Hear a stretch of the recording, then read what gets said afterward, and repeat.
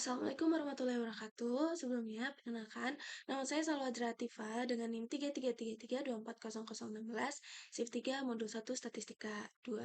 Nah, pada kali ini kita bakal menyelesaikan permasalahan estimasi parameter, di mana kita memperkirakan nih nilai parameter suatu populasi itu berdasarkan informasi yang diperoleh dari data sampelnya. So, langsung aja kita ke penyelesaiannya. Oke, baik, saya bacakan terlebih dahulu soalnya. Jadi yang pertama dari 700 pengguna. Nah, berarti 700 pengguna ini merupakan sampelnya. Aplikasi belanja online yang disurvei. Diketahui nih 455 orang. Nah, 455 orang ini sebagai X-nya. Menggunakan metode pembayaran transfer bank. Tentukan interval kepercayaan 90%. Nah, berarti tingkat kepercayaannya 90% untuk proporsi sesungguhnya pengguna aplikasi yang menggunakan transfer bank. Nah, dapat disimpulkan nih untuk nomor satu ini menggunakan estimasi satu proporsi satu. Nah, yang kedua, penelitian dilakukan untuk membandingkan minat menonton film bioskop antara pria dan wanita. Dari 450 responden pria, terdapat 260 orang yang rutin menonton film bioskop. Nah, dari 500 responden wanita, terdapat 110 orang. Jadi 450 dan 500 itu merupakan sampelnya dan untuk 110 sama 260-nya merupakan si X-nya. Nah, tentukan interval kepercayaan. Tingkat kepercayaannya 95% untuk selisih proporsi sesungguhnya antara pria dan wanita yang rutin menonton film bioskop. Nah, ini berarti memakai estimasi 2 proporsi. Kemudian untuk yang ketiga, sebanyak 9 komponen elektronik dipilih secara acak dari suatu proses produksi. Dari pengujian diperoleh simpangan baku umur pakai sebesar 1,2 detik. Si S itu 1,2 jam diasumsikan umur pakai komponen berdistribusi normal. Tentukan interval kepercayaan dengan kepercayaannya 95% untuk variansi dan simpangan baku umur pakai seluruh komponen elektronik. Nah, nomor 3 ini menyimpulkan bahwa merupakan estimasi variasi. Oke, kita lanjut ke penyelesaian ya. Yang pertama, kita bakal menggunakan software RStudio terlebih dahulu. Nah, di sini terdapat penyelesaian sintaknya sebelumnya sudah disusun. Untuk soal nomor pertama ini, diketahui tadi sampelnya 700 dan untuk X itu kan 455. Nah, untuk proporsinya itu rumusnya si X dibagi sama N-nya. 455 dibagi sama 700 yang ini. Nah, itu diperoleh 0,65.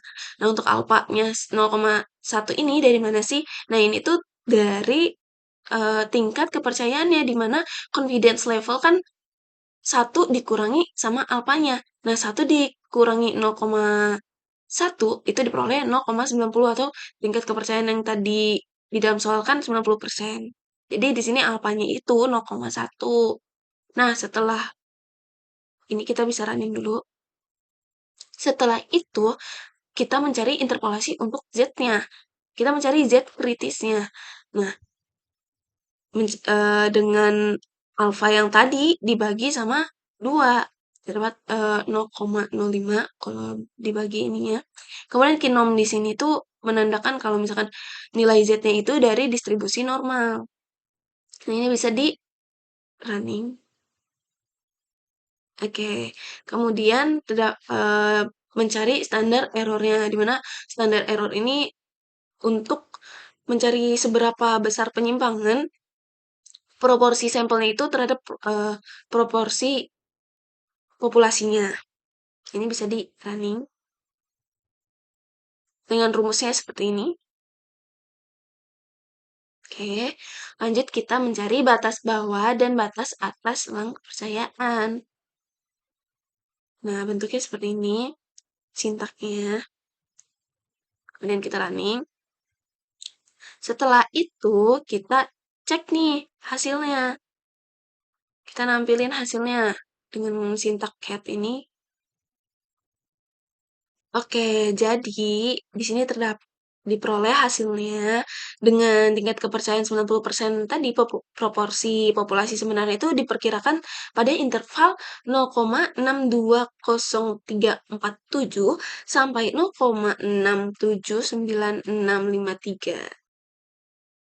Oke, kita lanjut ke nomor 2, di mana di sini diketahui nih, N1-nya sampel 1 atau responden prianya itu 450 dan X1-nya itu, pria yang rutin nonton bioskopnya itu 260. Nah, di sini terdapat rumus proporsi dari responden prianya, di mana X1 dibagi N1. Nah, kemudian di sini ada N2 juga, ini menandakan responden wanita sebesar 500 dan juga X2-nya itu 110. Nah, ini rumus proporsi buat responden wanita. Nah, alfa 0,05 ini dari mana? Dari confidence level sama dengan 1 dikurangin alfa. Nah, tingkat kepercayaannya kan tadi 95% ya. Jadi, 1 dikurang alfa sama dengan 0,95. Nah, dihasilkan sebesar alfanya itu sebesar 0,05. Kemudian menghitung selisih proporsi. Proporsi yang prianya dikurangin sama proporsi wanitanya. Dari selisih yang tadi dibuat standar errornya untuk eh, memperlihatkan tingkat variasi dari selisih proporsi sampelnya. Itu. Kemudian menghitung nilai Z kritisnya. Alfa yang tadi itu dibagi 2. Jadi dihasilkan 0,025. Nah, kemudian menghitung batas bawah sama batas atasnya. Eh, seperti ini sintaknya. Kemudian setelah itu cetak hasilnya menggunakan sintak get. Nah, ini bisa di running aja semuanya yang soal nomor 2. Maka diperoleh. Nah, dengan tingkat kepercayaan 95% ini, selisih proporsi sebenarnya antar yang pria dan wanita tadi, yang rutin nonton bioskopnya itu pada interval 0,2994606 sampai 0,4160949. Oke, lanjut untuk nomor soal 3 ini N-nya atau sampel komponen elektroniknya tadi 9, simpangan bakunya 1,2 jam, dan ini menampilkan variansi sampelnya. Kemudian ini alfanya 0,05 itu dari mana? Itu dari 1 dikurang alfa sama dengan tingkat kepercayaannya 0,95 dan ini untuk mencari derajat bebasnya. Kemudian kita mencari nilai chi-square dari tabel untuk derajat bebas yang tadi. Kemudian sintaknya seperti ini untuk menghitung nilai chi-square-nya.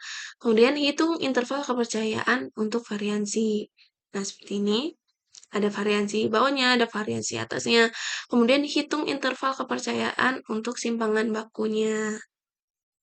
Nah, ini ada lower sama upper juga. Kemudian cetak hasilnya menggunakan sintak cat. Nah, setelah itu bisa kita running buat soal nomor 3 ini. Baik. Nah, diperoleh nih di sini selang kepercayaan 95% untuk variansi itu 0,65698888 sampai 5,285056. Nah, buat selang kepercayaan 95% untuk simpangan bakunya eh, dengan kepercayaan 95% itu diperoleh 0,8105484 sampai 2,2989925. Oke, selanjutnya kita pakai software yang kedua yaitu Minitab untuk penyelesaian nomor 1 ini. Itu pilih yang stat, kemudian basic statis, karena nomor 1 itu merupakan satu proportion. Jadi kita pilih yang satu proportion. Kemudian ini pilih yang summarize data. Nah, number of trials-nya 700, number of event-nya itu 455, diperoleh dari sini. Nih, 700 pengguna, sorry, 455. Dan tingkat kepercayaannya 90%. Oke, lanjut. Setelah itu klik option, kita pastiin confidence levelnya, tingkat kepercayaannya kan tadi 90. Nah, ini 90. Kemudian untuk metodenya itu kita pilih yang normal approximation. Kemudian klik OK. Oke.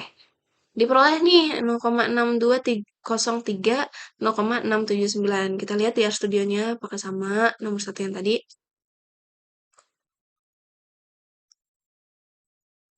Nah, ternyata sama ya 0,6203, 0,679. Oke, ini buat nomor 1-nya. Oke, lanjut yang nomor 2 itu klik start, habis itu basic statis, pilih yang 2 proportion karena nomor 2 itu termasuk yang 2 proportion. Kemudian ini pilih yang summarize data. Nih, pilih yang summarize data. Untuk number of trials-nya sama number of event-nya disesuaikan di sini. Nih, ini jadi trials, ini yang jadi event, yang ini jadi yang trials wanita, ini event. Ini buat sampel 1, ini buat sampel 2. Lanjut. Oke, udah dimasukin, klik option. Kemudian tadi kan tingkat kepercayaannya 95 ya, jadi confidence levelnya itu 95. Nah, setelah itu klik oke. Oke, diperoleh nih 0,299 sampai 0,41. Oke, kita cek nih di RStudionya sama atau enggak. 0,299, 0,41 sama. Kita lanjut ke nomor 3. Oke, lanjut nomor 3. Yang nomor 3 itu pilih basic statis. Karena termasuk satu one variance, kita pilih yang one variance, kemudian klik yang eh sampel variance. Nah, untuk sampel size-nya itu kan tadi 9 ya buat nomor 3. Dan untuk keseimbangan bakunya itu 1,2. Kalau misalkan nyari variansi, ya berarti tinggal dikuadratin. Ininya 9. Sampel variance-nya 1,2 dikuadratin 1,44. Sorry. Nah, kemudian klik option. Untuk confidence levelnya tadi 95. Klik oke. Nah, diperoleh nih 0,66 sampai 5,29. Kita cek dulu di RStudionya. Untuk nomor 3 0,6 nih kurang lebihnya dan juga sampai 5,28. Oke, ini kurang lebih sama ya. Untuk nomor 3 yang satu lagi kita cari buat nomor 3 ini kita pilih yang sample standard deviation. Pilih sampel standard deviation. Kemudian untuk sampel standard deviation-nya tadi 1,2. Oke. Kemudian klik option. 95 buat confidence levelnya, klik oke. Oke. Kemudian diperoleh nih 0,81 sampai 2,30. Kita lihat di RStudionya apakah sama? 0,81, 2,9. Nah, kurang lebih sama. Jadi, itu hasilnya untuk yang nomor 3. Nah, mungkin itu aja penyelesaiannya. Jadi, dapat disimpulkan nih, maupun kita menggunakan software yang RStudio dan juga Minitab, itu bakal menghasilkan hasil yang sama. Cuma memang ada yang kurang lebih untuk perkomaannya. Tapi tetap hasilnya sama dan juga mendekati. Jadi, mungkin itu aja dari saya. Kurang lebihnya mohon maaf. Wassalamualaikum warahmatullahi wabarakatuh.